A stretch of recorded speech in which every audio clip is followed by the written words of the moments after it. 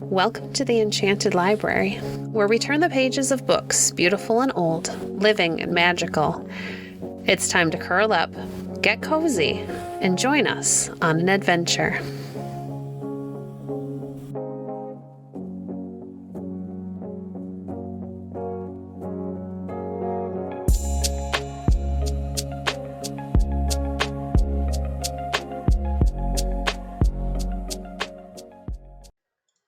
Today we're reading from Redwood Pioneer by Betty Stirling. Chapter 3, Road to the Redwoods. Mikey rubbed his eyes sleepily. Surely it wasn't time to get up, but Pa was shaking him. "Get up, Mikey," Pa said. "We have a long way to go today." Mikey scrambled out of the warm covers. To the redwoods," he said to himself as he buttoned his shirt. He grabbed the milk pail and began milking Bossy. Tom was already milking Maury, and Pat was starting the fire. The sun hadn't yet come through the fog over the mountains, so Mikey knew it was early. Breakfast was over quickly. Then Mr. O'Grady roped down the load on the wagon. He tied the chicken crate on top, and Mikey covered most of the crate with an old cloth so the chickens wouldn't be frightened at strange sights and noises. Mary and Sean and Liam climbed onto the back of the wagon, and Pa shook the reins. "Get up," he said. "We're off." Mikey walked ahead of the wagon. Even if Tom and Pat wouldn't talk to him much, he wanted to be out in front to see everything first. He had seen many redwood trees before. He had even seen the big redwood forest, but only from far away. But today he was going into the real forest where the big trees were. Pa had said that the redwood trees were the tallest trees on the whole earth. The road followed the San Lorenzo River. Mikey picked up a handful of pebbles to throw into the water as he walked. A barge loaded with lumber floated down the river. Mikey waved to the men on the deck, and they waved back. They passed a group of sprawling, reddish-colored buildings.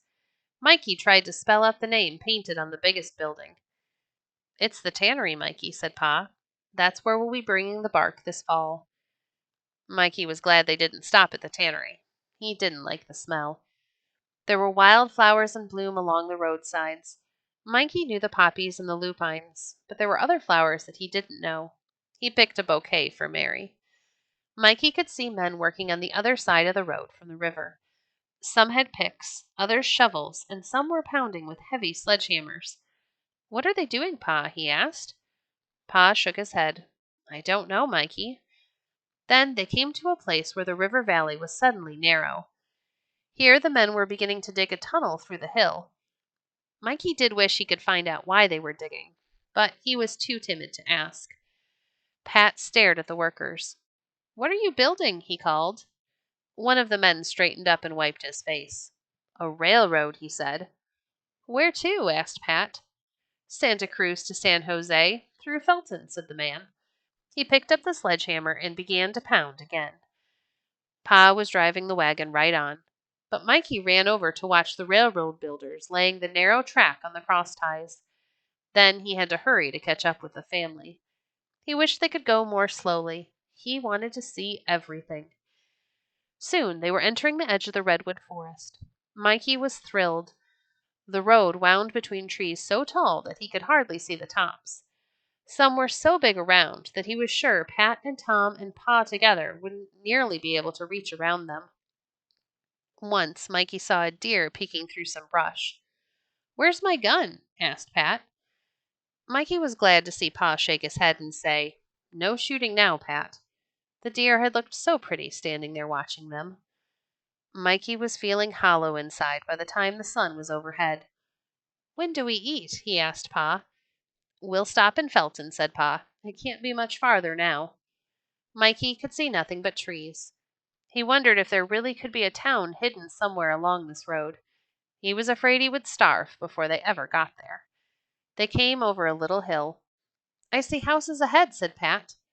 Mikey strained his eyes. He couldn't see any houses. Maybe if he were as tall as Pat.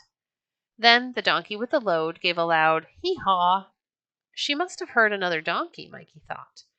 Maybe if he had ears as big as hers, he could hear another donkey, too. He tightened his belt. It wouldn't be long till dinner now. When they finally reached Felton, Mikey wasn't much impressed with it. He had been to Santa Cruz. He returned the stares of the children who stood at the side of the road and watched them pass. The biggest thing in Felton was a huge house with many porches. It was even bigger than the houses in Santa Cruz. Mikey asked Pa about it. "It's a hotel," said Pa. "Rich people come here in the summertime to be lazy." Mikey laughed. He thought Pa was joking. Surely people couldn't go someplace just to be lazy. Grown-ups had to work. But he took a second look at the big building. They stopped for dinner at the edge of the little town. Mikey took the 2 cows down to the edge of the river to drink, and Tom led the donkeys. Then Mikey climbed up on the wagon and gave the chickens a pan of water in their crate. They clucked and drank greedily. Mikey patted his stomach as they started on again. He felt much better now that it was full again. All afternoon they plodded up the narrow road. Mikey could see nothing but trees and the blue sky overhead, and sometimes the river beside them or a little ways off. He felt as if he were shut in a crate like the chickens. Pa knew the names of the trees. He told Mikey which were madrones, with the shiny red-brown bark, which were nutmegs, and which were azaleas. A few times he pointed out tan-bark oaks. Mikey watched for these especially. But mostly he saw redwoods. Huge, tall redwoods, and more redwoods everywhere. Pa was trying to hurry. He wanted to reach Boulder before dark. Mikey didn't see how they could go any faster, though he shivered when he thought about having to stay along the road in the forest during the night. The forest was too wet to camp in, Mikey thought. There was moss and ferns everywhere, and little yellow violets. "Why is everything so wet, Pa?" he asked. "Lots of rain up here," said Pa. "I heard someone say in Santa Cruz that they have 90 inches of rain up here at Boulder." "Why, Pa!" exclaimed Pat. "Did they say 90 inches?" Pa nodded his head. "That's what they said." "But, Pa," Pat protested, "that's 7.5 feet." "That's right," agreed Pa. "That's why the redwoods grow so tall." Mikey whistled. Why, that was taller than a big man. Wouldn't that make a real lake if it all piled up at once? The sun disappeared early, hidden by the mountains that rose on each side of the river. Mikey's legs were tired, and he was cold. He found his new jacket in the back of the wagon and buttoned it up to his neck. He wondered if they would ever get to Boulder. Once in a while, Mikey could catch a glimpse of a large wooden trough built near the road. He could hear water running in it, and he wondered what it was for. Finally, Tom climbed up to see. "It's a flume," Tom reported. "There's lumber floating down in it." Mikey scrambled up to see with Tom's help. The flume was about 4 feet across and was made of closely fitted planks 2 inches thick. Mikey guessed it was 3 or 4 feet deep. He wondered where the lumber floating in it came from and where it went. Pa said it must come from Boulder, because he had been told that Boulder was only a small mill and a few houses for the sawmill workers. But he didn't know where it went. "Maybe to Felton," he said. "Maybe they put the lumber on wagons or river barges there. I don't know." They plodded on. Everyone was too tired to talk. Mary, Sean, and Liam were asleep in the back of the wagon. Mikey almost wished he were little too, so that he could climb up there and sleep a while. It was getting dark when they finally saw the lights of Boulder shining through the trees. There were no gas lights here, only little kerosene lamps in the windows. Dogs barked as they stopped on the short street. A man came out and Pa talked to him. The man showed them where they could camp for the night, and his wife hurried out with a kettle of soup. "You must be cold," she said. "We'll soon warm up," said Pa, kindling a fire. "There's good water from the spring," said the woman. "Help yourself." She smiled when she saw the sleeping little ones in the wagon when the firelight shone on their faces. "So long a trip," she said. "Little fellows get tired." Mikey was so tired when he crawled down into his blankets that he could hardly remember that they had come to the end of the road. In another day they would go into the redwood forest. Chapter 4. Friend for a Day. The sun was shining when Mikey woke up, and Boulder was noisy with the day's work. Mikey sat up slowly. Pa had let him sleep late. "Good morning, sleepyhead," said Ma. She patted his tousled hair as she handed him a plate of breakfast. Mikey peeked into the tent. Mary, Sean, and Liam were still asleep. He saw that Martha was milking for him, so he sat down on a rock and ate his food. Soon Pa, Pat, and Tom returned. "It's all settled," said Pa. "We can leave the wagon at the Haddons' house, and also whatever we can't pack into the forest by donkey. I can come back with the donkeys after the cabin is built and get the rest of the load." "Will we start today?" Mikey asked eagerly. Now that he had come this far, he was anxious to be a real pioneer. "No," said Pa. "We'll need most of the day to get the loads repacked so we can leave early tomorrow. Pat, Tom, Ma, and I will be busy this morning. Martha will have to look after the little ones. So, I reckon you might as well look over the town." Mikey was delighted. There wasn't much to see in the town, though. But at the last house on the short street, a boy his own size sat on the steps making a fishing pole. "Hello," said to Mikey. "My name's Jake. What's yours, and where are you from?" "My name's Mikey. I'm from the potato country down valley." "Going to live here in Boulder?" asked Jake. He looked hopefully at Mikey. "No," said Mikey, sticking his hands in his pockets. "We're going pioneering up in the redwoods."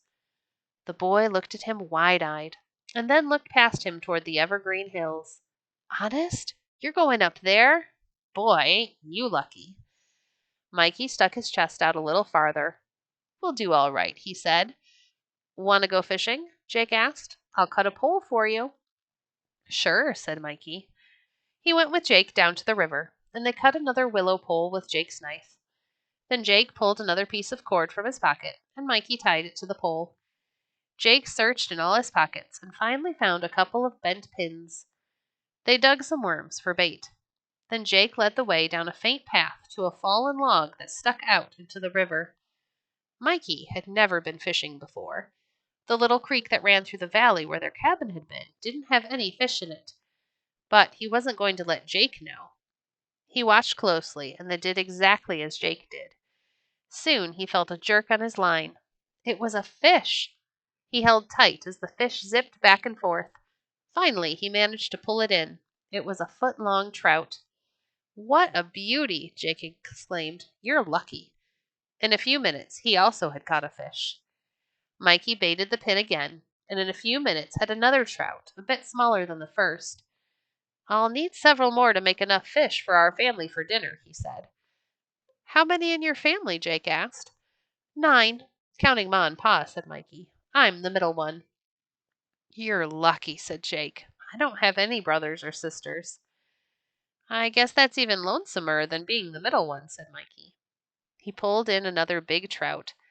"The fish are biting good this morning," said Jake. "Sometimes the water wheel up at the mill makes so much racket that it scares them away." "This ought to be plenty," Mike said a little while later. He counted the fish he had laid on the mossy bank. 6 big ones and 1 little fellow. Jake sharpened 2 willow withes, and they strung the fish on them. Mikey walked proudly up the path and past Jake's house to his camp. Mary saw him coming.